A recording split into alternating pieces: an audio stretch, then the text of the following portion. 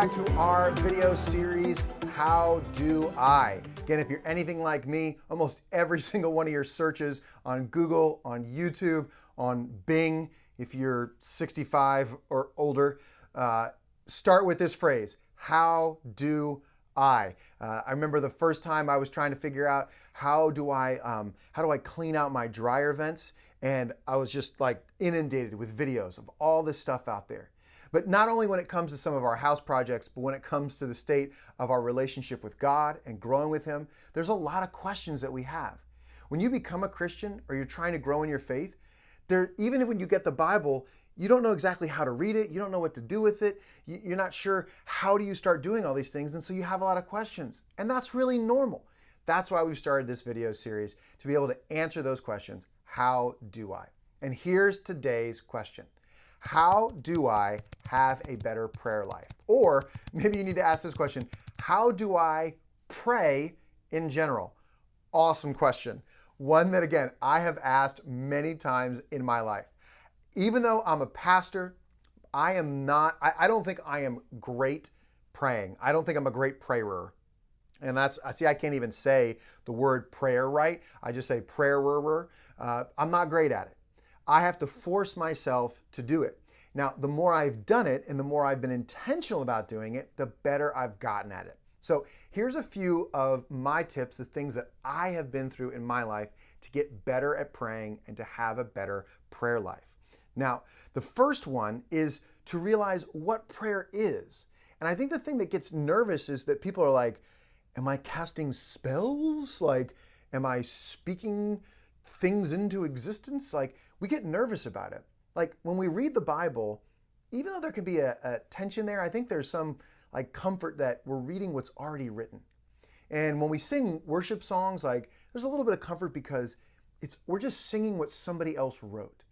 But when it comes to prayer, that's us. That's our thoughts and our feelings. And I think most people are like, what if it's stupid? What if it's wrong? And what if it is? Oh, well. Have you never been in a stupid conversation in your life? Have you never flubbed a word? Have you ever said something that you regretted later? And did all of your relationships end because of it? Did the world end because of it? Of course not. So don't think so strongly, or don't think so terrifyingly about prayer. Think about this. You're having an intimate, honest conversation with your Father. Jesus revealed Himself not only as the King of the King of Kings and Lord of Lords, but as a brother to those in faith. And God the Father was revealed in that way as a father.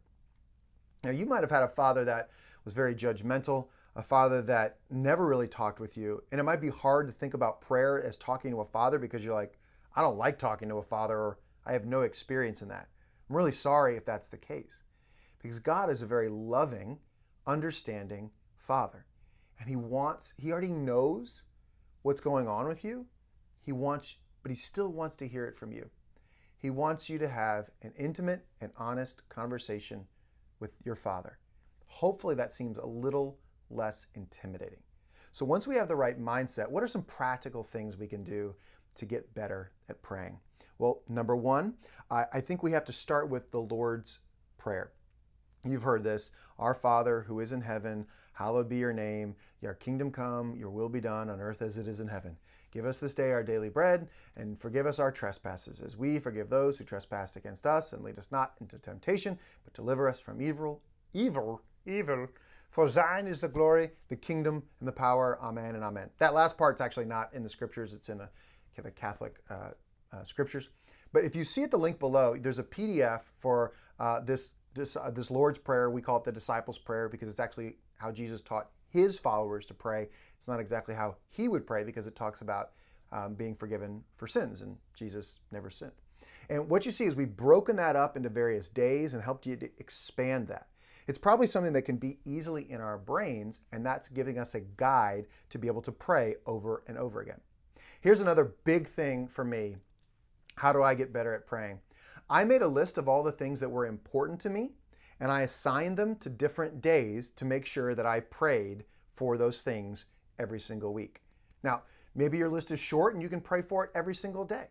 Maybe your list is long and you need to spread it out over 2 weeks. That's not exactly the point. The week is not the magic rotation. But it was that things were important to me. And so instead of being like, well, if they were important to me, I'd remember them. Like, no. For me, if they're important, I write them down so that I don't forget them. I actually have it on my to-do list, an app on my phone on my to-do list, and it reoccurs. My Monday list, my Tuesday list, etc., reoccurs every single day of that week, reminding me what to pray for. Because it's so important, I didn't want to forget it.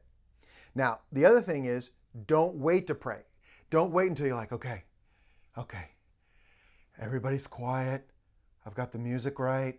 It's 72 degrees instead of 73 degrees. The dog is not barking. My stomach is not growling. I can finally reach the right place of spiritual intensity to pray. Now, just pray. The dog's always going to bark. The bird's always going to be chirping. There's always going to be a garbage truck going by. Somebody's always going to be knocking on your door. Don't wait. Pray right then. You see somebody on Facebook or Instagram asking for prayer and you're like, I'll be praying for that. No, pray for it before you even make a comment. Don't even make a comment until you've actually prayed for it. Pray quickly. Pray immediately. Don't wait. Build up the yes in prayer. Because here's my next one. Pray out loud. Now, for those of you who did not just immediately close your browser window, thank you so much for staying with us. But praying out loud changes something. I don't understand it. I mean, I could get into the science of voice and declaration and all that kind of stuff, but these are only supposed to be like 6-minute videos. Pray out loud. Start when you're on your own. Start when there's nobody listening and pray out loud. And feel what that does to your spirit. Feel how it changes things for you. And here's the last one. Make part of your prayer time listening. We spend so much of our prayer time giving lists to God and telling Him what's going on and what we need. And I'm not saying we shouldn't do that. But make sure you include part of your time to sit there, to try to listen, to try to be quiet, and to say, God, what do you want to speak to me? So that's my advice on how do I pray better or even start praying. Hey, 2 things before you go if you can help us out. Number 1, make sure you like the video and subscribe to the channel so you don't miss any of our other content. And the second thing is, man, leave a comment below if you have any how do I questions when it comes to Christianity and spirituality. We'd love to know what that is so it can help us shape our future videos. Thank you so much.